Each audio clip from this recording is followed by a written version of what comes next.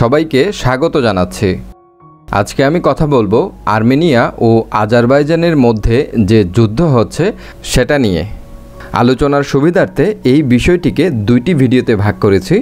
এই ভিডিওতে আলোচনা করেছি আজারবাইজান ও আর্মেনিয়ার ইতিহাস এবং নাগোর্নো কারাবাখ নিয়ে কী সমস্যা, এই সমস্যা কিভাবে সৃষ্টি হলো এবং 1988 সালে এই নাগোর্নো কারাবাখ নিয়ে আর্মেনিয়া এবং আজারবাইজানের মধ্যে যে যুদ্ধ হয়েছিল সেই যুদ্ধের ফলাফল কী হয়েছিল, কারা জয়ী হয়েছিল, এই সব কিছু নিয়ে। আর পরের ভিডিওতে আলোচনা করেছি বর্তমানে এটা নিয়ে কেন যুদ্ধ হচ্ছে, আজারবাইজানের পক্ষে কোন কোন দেশ আছে এবং আর্মেনিয়ার পক্ষে কারা আছে, তুরস্ক কি আজারবাইজানকে এই যুদ্ধে বিজয়ী করতে পারবে, রাশিয়া কি হস্তক্ষেপ করবে বা ইউরোপীয় ইউনিয়নের কি ভূমিকা থাকবে, এই সব কিছু নিয়ে। তো এই আজারবাইজান ও আর্মেনিয়ার যুদ্ধ নিয়ে অনেক কিছু জানার আছে, চলুন শুরু করি। তো প্রথমেই আমরা এই দুটি দেশের প্রাচীন ইতিহাস দেখে নেব। বিস্তারিত ইতিহাস একটু পরে দেখব। আমরা এখন দেখব 1813 সাল থেকে। 1813 সাল থেকে এই দুটি দেশ রাশিয়ান যে সাম্রাজ্য ছিল সেই সাম্রাজ্যের অধীনে ছিল। এরপর এক পর্যায়ে 1914 সালের দিকে সারা বিশ্বে প্রথম বিশ্বযুদ্ধ শুরু হলো এবং এর কয়েক বছর পরেই রাশিয়াতে রুশ বিপ্লব বা বলশেভিক বিপ্লব শুরু হলো। অর্থাৎ 1917 সালে রাশিয়াতে যে বিপ্লবের মাধ্যমে রাশিয়ান সাম্রাজ্য অর্থাৎ রাশিয়ায় জারদের শাসনের পতন হয়েছিল সেটার কথা বলছি। তো এই বিপ্লব সংগঠিত হওয়ার সময় সুযোগ বুঝে কয়েকটি দেশ মিলে ট্রান্সককেশিয়ান ডেমোক্রেটিক ফেডারেটিভ রিপাবলিক গঠন করলো।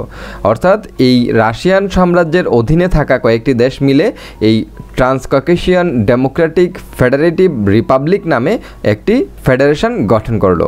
এরপর জর্জিয়া এই ফেডারেশন থেকে বের হয়ে গিয়ে প্রথম স্বাধীনতা ঘোষণা করে 26 মে 1918 সালে। অর্থাৎ এই ফেডারেশন থেকে বের হয়ে গিয়ে জর্জিয়া কী করলো, স্বাধীনতা ঘোষণা করে দিল। এরপর বাকি দুটি দেশ অর্থাৎ আর্মেনিয়া এবং আজারবাইজানও কী করলো, তাদের স্বাধীনতা ঘোষণা করে দিল। আর্মেনিয়া এবং আজারবাইজান দুটি দেশেই 28 মে 1918 সালে তাদের স্বাধীনতা ঘোষণা করেছিল। তো এরপর 1922 সালে এই তিনটি দেশ মিলে আবার কি করলো, আবার আরেকটি রিপাবলিক গঠন করলো। সেটার নাম ছিল ট্রান্সককেশিয়ান সোভিয়েত ফেডারেল সোশ্যালিস্ট রিপাবলিক। তো এরপর রাশিয়ান সরকার সোভিয়েত ইউনিয়ন নামে যে ইউনিয়ন গঠন করেছিল সেই ইউনিয়নে যোগ দেয় এই তিনটি দেশ। অর্থাৎ 1922 সালের ডিসেম্বরে তারা ইউএসএসআর অর্থাৎ ইউনিয়ন অব সোভিয়েত সোশ্যালিস্ট রিপাবলিকস অর্থাৎ বাংলায় যেটাকে আমরা সোভিয়েত ইউনিয়ন বলে থাকি সেটাতে যোগ দিল। এরপর অনেক সময় চলে যায়, সোভিয়েত ইউনিয়ন অর্থাৎ ইউএসএসআর এর পতন হয় 1991 সালে এবং এই ইউনিয়নে থাকা দেশগুলো পরিপূর্ণভাবে স্বাধীনতা লাভ করে এই 1991 সালে। তো এখানে আমরা তিনটে সাম্রাজ্য দেখতে পাচ্ছি। এদিকে ছিল অটোমান সাম্রাজ্য, এদিকে ছিল পারস্য সাম্রাজ্য, আর এই সম্পূর্ণটা জুড়ে হলো রাশিয়ান সাম্রাজ্য। তো রাশিয়ান সাম্রাজ্যের পতনের পরে আমরা দেখে নিলাম যে 1991 সালে এই তিনটি দেশ কী করলো, নিজেদের স্বাধীনতা ঘোষণা করলো। এদিকে আছে জর্জিয়া, তারপর এখানে আছে আর্মেনিয়া, আর এদিকে আছে হলো আজারবাইজান, আর এদিকে আছে কৃষ্ণ সাগর, আর এদিকে আছে ক্যাস্পিয়ান সাগর। তো অটোমান সাম্রাজ্য থেকে কিভাবে তুরস্কের জন্ম হলো সেটি নিয়ে আমি দুইটি ভিডিওতে কথা বলেছি। একটি হলো লুজান চুক্তি নিয়ে, অন্যটি হলো সেভরেস চুক্তি নিয়ে। তো সেই বিষয়টি যদি ভালো করে জানতে চান তাহলে দয়া করে ওই দুইটি ভিডিও দেখে নিন। এখন আমরা আজারবাইজান সম্পর্কে বিস্তারিত জেনে নিব। আজারবাইজানের আয়তন হলো 86,600 বর্গ কিলোমিটার, আর তুরস্কের সাথে এর 10 কিলোমিটার ব্যাপী সীমান্ত আছে। অর্থাৎ তুরস্কের সাথে যে তার সীমান্ত সেটা 10 কিলোমিটার। আর জনসংখ্যা হলো 1,27,874 জন। আর এর রাজধানীর নাম হলো বাকু। আর এই আজারবাইজান হলো একটি মুসলিম দেশ। এখানে প্রায় 96.9% মানুষ ইসলাম ধর্মের অনুসারী, আর 3% আছে খ্রিস্টান। আর এই আজারবাইজানের বর্তমান প্রেসিডেন্টের নাম ইলহাম আলিয়েভ, আর প্রধানমন্ত্রীর নাম আলী আসাদোভ। যদিও আজারবাইজানের 96.9% অর্থাৎ প্রায় 97% মানুষ ইসলাম ধর্মের অনুসারী, তারপরেও আজারবাইজান একটি সেকুলার দেশ অর্থাৎ ধর্মনিরপেক্ষ রাষ্ট্র এবং তার সংবিধানের 18 নম্বর এবং 48 নম্বর যে অনুচ্ছেদ আছে সেখানে এই ধর্মনিরপেক্ষতার কথা বলা হয়েছে। আর আজারবাইজান দুইটি মহাদেশে পড়েছে, অর্থাৎ ইউরোপ মহাদেশ এবং এশিয়া মহাদেশ মিলে তুরস্কের মতো। তো এখানে দেখতে পাচ্ছেন এটা হলো আজারবাইজান, এখানে আরও ভালো করে দেখতে পাচ্ছেন এটা হলো আজারবাইজান, আর এটা হলো বাংলাদেশ। এই যে এখানে দেখতে পাচ্ছেন এটা হলো আজারবাইজানের মানচিত্র। বর্তমানে এদিকে আছে রাশিয়া, এদিকে আছে জর্জিয়া, এদিকে আছে আর্মেনিয়া, এটাও কিন্তু আজারবাইজানের অংশ, অর্থাৎ এই জায়গাটা হলো আর্মেনিয়ার, আর এটা হলো আজারবাইজান এবং এটাও হলো আজারবাইজান, যার ফলে এইদিকে তার তুরস্কের সাথে কি আছে, সীমান্ত আছে। আর আজারবাইজানের এইদিকে আছে হলো ইরান, আর এদিকে আছে ক্যাসপিয়ান সাগর। তো এখন আমরা আর্মেনিয়া সম্পর্কে বিস্তারিত জেনে নিব। আর্মেনিয়ার আয়তন হলো 29,743 বর্গ কিলোমিটার, আর এর জনসংখ্যা আছে হলো 29,56,900 জন, আর এর রাজধানীর নাম হলো ইয়েরাভেন। আর আর্মেনিয়ার জনগণের মধ্যে 97% হলো খ্রিস্টান, আর 3% মানুষ কোনো ধর্ম অনুসরণ করে না। একসময় খ্রিস্টান ধর্ম আর্মেনিয়ার রাষ্ট্রধর্ম ছিল, পরে সংশোধন করা হয়, তবে এখনও তাদের প্রধান চার্চ কিছু বিশেষ সুবিধা ভোগ করে থাকে। আর তাদের প্রেসিডেন্টের নাম হলো আর্মেন সার্কিজিয়ান, আর তাদের প্রধানমন্ত্রীর নাম হলো নিকোল পাশিনিয়ান। আর আর্মেনিয়া এশিয়া মহাদেশে পড়েছে, এশিয়া মহাদেশের পশ্চিম দিকে পড়েছে। তো এখানে আর্মেনিয়াকে দেখতে পাচ্ছেন, এখানেও দেখতে পাচ্ছেন এটা হলো আর্মেনিয়া, আর এটা হলো বাংলাদেশ। আর্মেনিয়ার আশেপাশে যে দেশগুলো আছে সেগুলো হলো এইদিকে আছে জর্জিয়া, এইদিকে আছে তুরস্ক, এইদিকে আছে আজারবাইজান, অর্থাৎ এই অংশটা হলো আজারবাইজানের, আর এইদিকে আছে হলো ইরান, আর এই সম্পূর্ণটা অংশ জুড়ে আছে হলো আজারবাইজানের সাথে সীমান্ত। আর এটা হলো সেই নাগোর্নো কারাবাখ এলাকা যেটা নিয়ে বর্তমানে যুদ্ধ চলছে। তো এখন আমরা মূল আলোচনায় চলে এসেছি। তো রিপাবলিক অব আর্টসাক এবং নাগোর্নো কারাবাখ কি সেটা আগে জেনে নিব, কারণ মূলত এই জায়গাটিকে নিয়েই সমস্যা এবং এটিকে নিয়েই বর্তমানে যুদ্ধ চলছে। তো এই রিপাবলিক অব আর্টসাক বা রিপাবলিক অফ নাগোর্নো কারাবাখ হলো একটি রাষ্ট্র, কিন্তু এই রাষ্ট্রকে কেউ স্বীকৃতি দেয়নি। এই রাষ্ট্রের আয়তন হলো 11,458 বর্গ কিলোমিটার এবং এর জনসংখ্যা 2015 সালে ছিল 1,50,932 জন। আর এই দেশের রাজধানীর নাম হলো স্টেপানেকার্ট, আর সেখানে বসবাসকারী জনগণ সবাই খ্রিস্টান ধর্মের অনুসারী। আর এই রাষ্ট্রটি স্বাধীনতা ঘোষণা করে 10 ডিসেম্বর 1991 সালে। এটি বর্তমানে আনরিকগনাইজড স্টেট, অর্থাৎ বিশ্বের দেশগুলো এই দেশকে কি করে না, স্বীকৃতি দেয় না, স্বাধীন দেশ হিসেবে স্বীকৃতি দেয় না। এবং আন্তর্জাতিকভাবে এই দেশটি, অর্থাৎ এই দেশটি যে এলাকা নিয়ে গঠিত সেই এলাকাটি আজারবাইজান নামক দেশটির অংশ হিসেবে স্বীকৃত। আর নাগোর্নো কারাবাখ অঞ্চলটির আয়তন হলো 4,400 বর্গ কিলোমিটার, অর্থাৎ এই রিপাবলিক অব আর্টসাকের মধ্যে এই নাগোর্নো কারাবাখ অবস্থিত এবং এই নাগোর্নো কারাবাখের আয়তন হলো 4,400 বর্গ কিলোমিটার। তো এখানে দেখতে পাচ্ছেন এটা হলো আজারবাইজান, এটাও আজারবাইজানের অংশ, আর এটা হলো আর্মেনিয়া, আর এটা হলো রিপাবলিক অব আর্টসাক।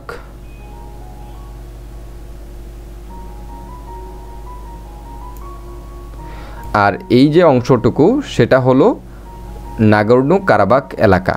আর এই এলাকা নাগোর্নো কারাবাখ এলাকা এবং এই বাকি অংশ নিয়েই এই রিপাবলিক অফ আর্টসাক গঠিত। তো এই নাগোর্নো কারাবাখ নিয়ে যে সমস্যা সেটার ইতিহাস কি সেটা এখন জেনে নেব। তো ভিডিওর শুরুর দিকে আমরা দেখেছিলাম যে বর্তমান আর্মেনিয়া, আজারবাইজান ও নাগোর্নো কারাবাখ এলাকা 1813 সালের পর থেকে রাশিয়ান সাম্রাজ্যের অন্তর্ভুক্ত ছিল। এর আগে কার অংশ ছিল সেটা দেখে নেব। তো প্রাচীন যুগে এই এলাকাটি ককেশিয়ান আলবেনিয়ার অন্তর্ভুক্ত ছিল, আর মধ্যযুগের শুরুতে সেলজুক সাম্রাজ্যের অন্তর্ভুক্ত ছিল। এই সেলজুক নামক মুসলিম সাম্রাজ্য একসময় বর্তমান মধ্যপ্রাচ্য সহ এই এলাকার অনেকগুলো দেশকে শাসন করত। আর আধুনিক যুগের শুরুতে এই নাগোর্নো কারাবাখ অঞ্চলে মুসলিম খান ও আর্মেনিয়ান প্রিন্সদের যৌথ শাসন ব্যবস্থা গড়ে ওঠে। এরপর 1813 সাল পর্যন্ত এই অঞ্চলটি পারস্য সাম্রাজ্য অর্থাৎ বর্তমান ইরানের যে সাম্রাজ্য ছিল সেই সাম্রাজ্যের অন্তর্ভুক্ত ছিল। এরপর 1813 সালের পরে রাশিয়ান সাম্রাজ্যের অন্তর্ভুক্ত হয়। তো এরপর আমরা দেখেছিলাম যে 1922 সালে সোভিয়েত ইউনিয়ন গঠিত হয়েছিল এই দেশগুলো সহ আরও অনেকগুলো দেশকে নিয়ে। তো এ সময় সোভিয়েত ইউনিয়ন এই কারাবাখ এলাকাটিকে প্রথমে সোভিয়েত আর্মেনিয়ার অন্তর্ভুক্ত করতে চাচ্ছিল, অর্থাৎ আর্মেনিয়াকে দিয়ে দিতে চাচ্ছিল, কিন্তু পরে তারা ডিসিশন চেঞ্জ করে এবং এই এলাকাটিকে সোভিয়েত আজারবাইজান অর্থাৎ সোভিয়েত ইউনিয়নের অন্তর্ভুক্ত যে আজারবাইজান সেই আজারবাইজানের অধীনেই রেখে দিল, কিন্তু সেটা স্বায়ত্তশাসিত এলাকা হিসেবে। আর সমস্যাটা এখান থেকেই শুরু, অর্থাৎ এই নাগার্নো কারাবাখ এলাকাটিকে তারা প্রথমে আর্মেনিয়াকে দিয়ে দিতে চাচ্ছিল, কিন্তু পরে এটা আজারবাইজানের অধীনেই রেখে দেয়, কিন্তু এটা স্বায়ত্তশাসিত এলাকা হিসেবে রেখে দেয়। অর্থাৎ এটা এদের কি থাকবে, স্বায়ত্তশাসন থাকবে এই কারাবাখ, এই নাগার্নো কারাবাখ এলাকায় যে মানুষগুলো আছে তারা আজারবাইজানের ভেতরেই থাকবে কিন্তু স্বায়ত্তশাসিত হিসেবে। আর ওই এলাকার প্রায় 95% মানুষ ছিল জাতিগতভাবে আর্মেনিয়ান। তো এরপর 1988 সাল থেকে দুই দেশের মধ্যে বড়সড় সমস্যা শুরু হয় এই এলাকাকে নিয়ে, কারণ নাগার্নো কারাবাখে থাকা আর্মেনিয়ান জাতি অর্থাৎ জনগণ আন্দোলন শুরু করলো যেন ওই এলাকাকে আর্মেনিয়ার অন্তর্ভুক্ত করা হয়। অর্থাৎ তারা আজারবাইজানের মধ্যে থেকেও যে স্বায়ত্তশাসন লাভ করেছিল সেটা তারা চায় না, তারা আর্মেনিয়ার অন্তর্ভুক্ত হতে চায়। আর সোভিয়েত ইউনিয়নও তখন দুর্বল হতে শুরু করে, যার ফলে এই আন্দোলনটি অনেক বড় হয় এবং এরপরে 1991 সালে সোভিয়েত ইউনিয়নের পতন হয় এবং আর্মেনিয়া এবং আজারবাইজান স্বাধীনতা ঘোষণা করে।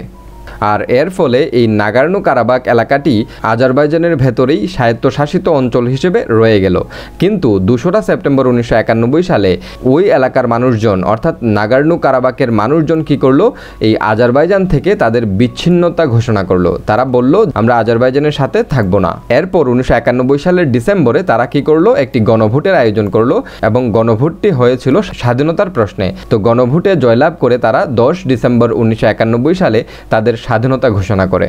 তো এরপর অনেক চেষ্টা হয়েছে এই সমস্যা সমাধান করার জন্য, কিন্তু সেটার কোনো সমাধান আসেনি, যার ফলে আজারবাইজানের সাথে আর্মেনিয়া এবং নাগার্নো কারাবাখে থাকা আর্মেনিয়ান জাতিগোষ্ঠীর যুদ্ধ শুরু হয়ে যায়। এই যে এখানে দেখতে পাচ্ছেন নাগার্নো কারাবাখে যে যুদ্ধ শুরু হয়েছিল 1988 সালে এবং সেটি শেষ হয়েছিল 1994 সালে। আর এটার ফলাফল হয়েছিল যে আর্মেনিয়ান মিলিটারিরা জয়লাভ করেছিল এবং নাগার্নো কারাবাখ যেভাবে ছিল সেভাবেই রয়ে গেল। আর এই যুদ্ধের এক পক্ষে ছিল নাগার্নো কারাবাখ, আর্মেনিয়া এবং রাশিয়া সমর্থন দিয়েছিল, অস্ত্র দিয়েছিল, আর আর্মেনিয়া সরাসরি যুদ্ধ করেছিল। আর অন্যদিকে ছিল আজারবাইজান, তুরস্ক, ইসরায়েল, ইউক্রেন, সার্বিয়া, আফগান মুজাহিদিনরা। তো তুরস্ক, ইসরায়েল, ইউক্রেন, সার্বিয়া এবং আফগান মুজাহিদিনরা সমর্থন দিয়েছে, অস্ত্র দিয়েছে আর যুদ্ধ করেছে আজারবাইজান। আর আফগান মুজাহিদিনদেরকে নিয়েও আমার কয়েকটি ভিডিও আছে, চাইলে সেটা দেখে নিতে পারেন। আর এই যুদ্ধের ফলে তারা যে রিপাবলিক গঠন করেছিল, রিপাবলিক অফ আর্টসাক, সেটির কার্যত একটি রাষ্ট্র হিসেবে প্রতিষ্ঠিত হলো, কিন্তু আইনের দৃষ্টিতে নয়। এখানে ডিফেক্টু আর ডিজিউর দুইটা শব্দ আছে। ডিফেক্টু মানে হলো কার্যত, ডিজিউর মানে হলো আইনত, আইনের চোখে। তো এই যুদ্ধের ফলে কার্যতভাবে একটি রাষ্ট্র প্রতিষ্ঠা হলো এখানে, কিন্তু আইনের চোখে নয়, কারণ কোনো দেশেই এই রাষ্ট্রকে স্বীকৃতি দেয় নাই। তবে আইনের চোখে এই এলাকাটি আজারবাইজানের অংশ বলেই বিবেচিত হতে থাকলো। আর 1994 সালে সিজফায়ার হয়েছিল, অর্থাৎ যুদ্ধবিরতি হয়েছিল, কিন্তু পার্মানেন্ট কোনো সলিউশন এটা থেকে আসেনি। আর এই যুদ্ধের ফলে প্রায় 3 লক্ষ আর্মেনিয়ান এই আজারবাইজানের এলাকা ছেড়ে দিল, অর্থাৎ নাগার্নো কারাবাখ এলাকা ছাড়া আজারবাইজানের অন্য জায়গায় যে খ্রিস্টানরা বসবাস করত তারা আর্মেনিয়া চলে গেল। আর নাগার্নো কারাবাখে থাকা আজারবাইজানের মুসলিম জনগোষ্ঠীকে তারা কী করলো, বিতাড়িত করে দিল এই নাগার্নো কারাবাখ থেকে এই আজারবাইজানে। অর্থাৎ এই এলাকায় থাকা আর্মেনিয়ান জাতিগোষ্ঠীর যারা ছিল তারা হয় এখানে চলে এসেছে, নয় এইদিকে আর্মেনিয়াতে চলে এসেছে। আর এই নাগার্নো কারাবাখ আজারবাইজানের মুসলিম নাগরিক যারা ছিল তাদেরকে আজারবাইজানের মূল ভূখণ্ডে পাঠিয়ে দেওয়া হলো ওই যুদ্ধের ফলে। তো এখন এ পর্যন্তই। যদি ভিডিওটি ভালো লেগে থাকে তাহলে কমেন্ট করে জানান, লাইক দিন, বন্ধুদের সাথে শেয়ার করুন। আর চ্যানেলটি যদি সাবস্ক্রাইব না করে থাকেন তাহলে দয়া করে চ্যানেলটি সাবস্ক্রাইব করুন। ধন্যবাদ।